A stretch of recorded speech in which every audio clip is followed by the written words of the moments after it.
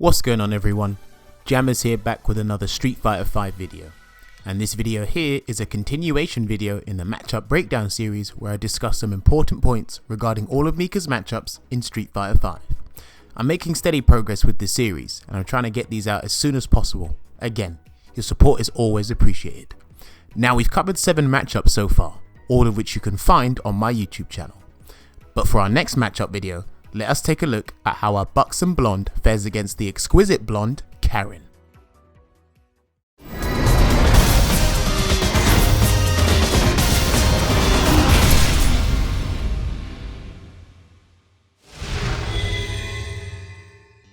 So to kick things off, we will be covering the first topic of these breakdown videos, and that is how Karin goes about punishing dropkick.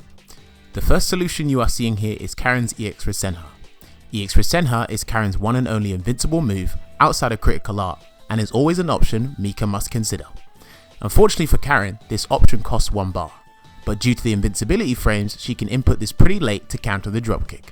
Bear in mind though, if the Karin player opts to use EX Rasenha, then you can bait them with the fake dropkick. Then you'll be able to land a huge punish against the Rasenha. The next answer you are seeing here is Karin's Crouching Hard Punch. Crouching Hard Punch is the go-to crush counter option Karin has, which when it connects, launches the opponent and leaves them in a sort of floating state, not to mention it's a special cancelable move. The follow-ups from crush counter Crouching Hard Punch are pretty decent. Karin can cancel the Crouching Hard Punch into a special step, then juggle with Light Mujinjaku, then go into another one. She can even change the ender to a Tenko if she wants to get more damage. She can go for another Crouching Hard Punch to air reset Mika and then put her in some sort of mix-up. Believe me, Karin is not short of options in this scenario. The final option Karin has against the dropkick is really interesting, and that is her special step known as Seppo. This tool is amazing as it completely avoids the dropkick courtesy of the upper body invincibility frames and allows Karin to punish the recovery frames.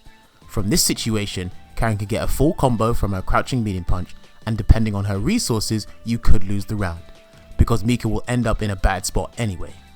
These answers from Karin are pretty simple, but my word are they effective. The second thing we will be discussing will always be a follow-up to the previous section, and that is how Karin goes about anti-airing Mika. The first option you are seeing here is Karin's normal attack anti-air Crouching Hard Punch. Now back in season 1 of Street Fighter V, this button wasn't really useful as its hitbox was terrible.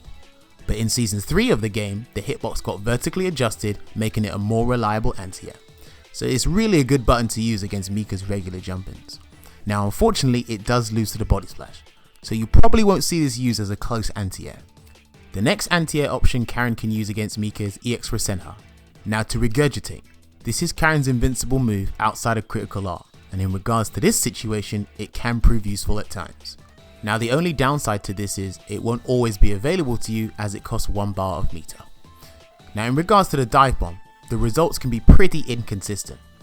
Basically if Karin does EX Rasenha too early, then it will lose to the body splash, due to the invincibility frames not lasting that long. However, if she does it at a later timing, then it will beat the body splash clean. So Karin really needs to be careful with her timing on this one.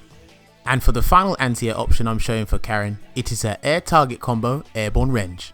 This air target combo is really good in my personal opinion as it's meterless like the Crouching Hard Punch, and it knocks the opponent down like EX Rasenha. So it's the best of both worlds.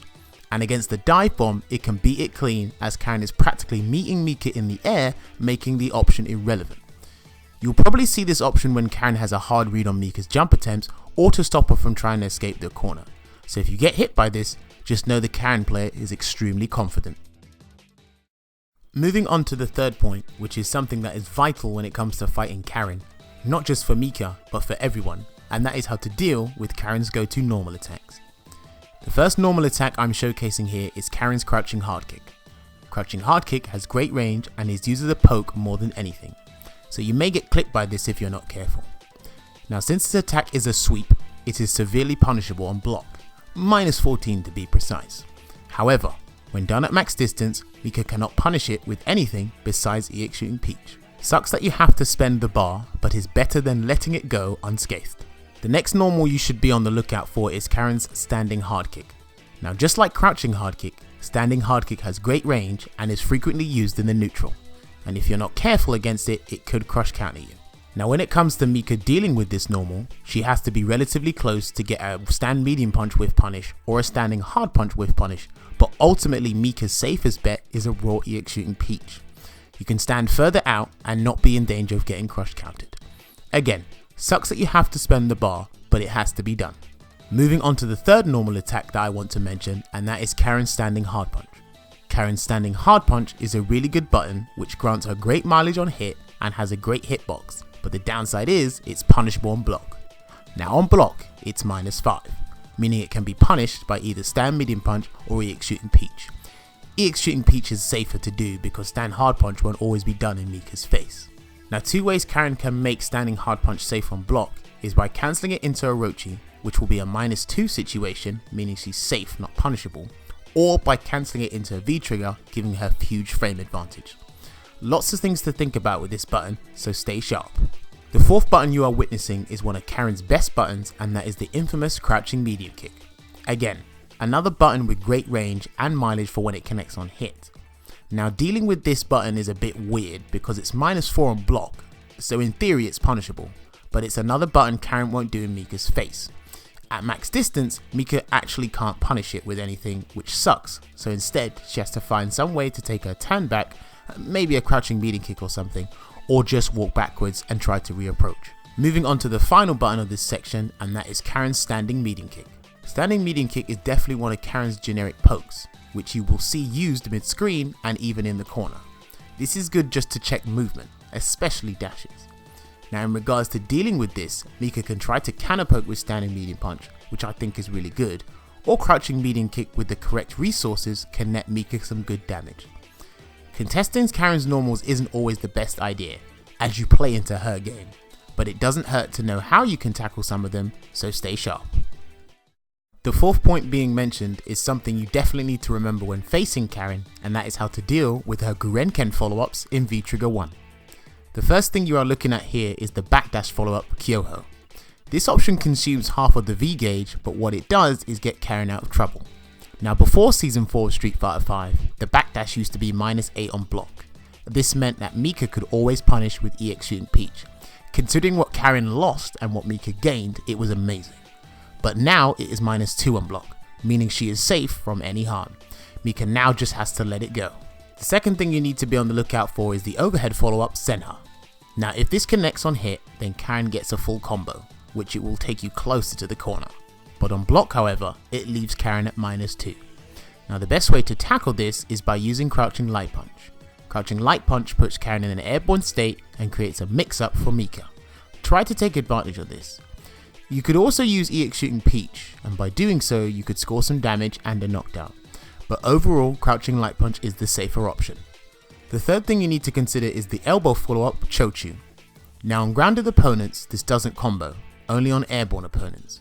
But on block it leaves Karin at +1 frame advantage, which is good for mixing things up and wanting to apply more pressure. The best way to challenge this is by doing Mika's crouching light punch. It will connect as a counter hit, allowing her to get a standing medium punch into a full combo afterwards. Now depending on the situation and where it happens on screen, Karin could be put in a perilous situation. The fourth follow-up you need to remember is the command throw follow-up Reshu. This command throw is a unique one as it only works on standing opponents. It's self-explanatory in regards to how to avoid it, but if Karin conditions you to think the overhead is coming, then the success rate of this will increase. Now if Mika does crouching light punch, it won't connect, but she will recover way before Karin does, allowing her to score a big punish on the recovery frames. However, if Mika tries to use EX shooting peach to challenge the grab, then it will completely go under the command throw and reset the situation. Personally, this is not an ideal scenario for Mika. Now the final two things you have to consider when up against Karin's V-Trigger 1 are what I like to call the commitment follow-ups, aka Hosho and Kusabi. On hit, both follow-ups lead to a knockdown, which is always something you want in a fighting game. But on block however, both these moves can be heavily punished. The palm strike leaves Karin at -9 on block, and the sweep leaves her at -10, so both moves can be punished with a stand medium punch starter. I'm mentioning these because despite them being punishable, the Karin player may still decide to do them simply because if Mika tries to challenge with say a crouching light punch or EX shooting peach, those options will lose due to the fact that the gap to challenge isn't big enough. The sweep follow-up can come at any point, but the palm strike is more likely to happen if Karin has critical art available, meaning she can get a huge reward for taking the big risk. For the most part, you only need to use Crouching Light Punch or EX Shooting Peach on defense as Mika. Nevertheless, pay attention to how the Karin player likes to use V-Trigger 1 because it's super important. The fifth and final point I'm showcasing is again related to the V-Triggers, and that is how Karin's V-Trigger 2 can be injurious to Mika's gameplay. It should be common knowledge by now, but for those of you that don't know, Karin's V-Trigger 2 is a parry that counters strikes, high and low. Now any special attack that Karin does that leaves her at a disadvantage or even punishable, she can cancel into the V-Trigger 2 to counter the opponent's turn and land some serious damage. Moves like Orochi, Tenko, heck, even her V-skill. V-Trigger 2 is quite powerful against a character like Mika, as it can deter her from trying to force a mix-up or even trying to challenge in general. Against moves like dropkick or a regular jump attack, this move is great as it will make Mika think twice about her approach, though the parry can be baited and allow Karin to deal with the situation more comfortably. In terms of Mika dealing with Karin's V-Trigger 2, if the move is normally punishable, then her punish is limited to a throw, which is not too bad as you can get the ball rolling. Brimstone for Oki and Rainbow Typhoon for damage. If Karin cancels into the parry from a regular Orochi however, she can backdash, which will make your command throw whiff. The Orochi situation is a real mind game as it's a guess for both Karin and Mika. Karin has more of a chance to escape in what is normally a dangerous situation for her. This V-Trigger can be really annoying to deal with, so my advice to you is head into training mode and find out what moves Karin can cancel into the parry from and what situations you think she'll resort to the counter. You know what they say, if you fail to prepare, then prepare to fail. And take about 350 damage while you're at it. And that's pretty much it for the video, people. Hopefully by watching this, you now understand the Mika-Karin matchup a little more than you did before. This matchup is incredibly hard for Mika in my personal opinion. It's another one of her toughest matchups, as Karin has a better neutral game, 2 extremely reliable V-Triggers against Mika, and just has an answer for just about anything Mika does overall. Karin does have slightly less vitality and less stun, but it's still a pain to get in. As Mika, you'll need to capitalize on any knockdown you get, as well as understand how both Karin's V-Triggers work, as you'll go up against both of them quite frequently. Also watch out for EX for St.HK, that will deter you at times as well. Let me know how you felt about the video in the comments below. Was the information useful? Did I miss out something that you felt I should have put in the video? All feedback is greatly appreciated. If you enjoyed the video and have not subscribed to the channel, then why not subscribe? If not, thanks for watching anyway. I'll also leave my other social media outlets in the description below if you want to follow me on those as well. I've made a playlist for these matchup breakdown videos now, so the link to that will be in the description below as well. This has been your boy HC Jammers, and I'll see you guys in the next video. So until then, take care and enjoy the rest of your day.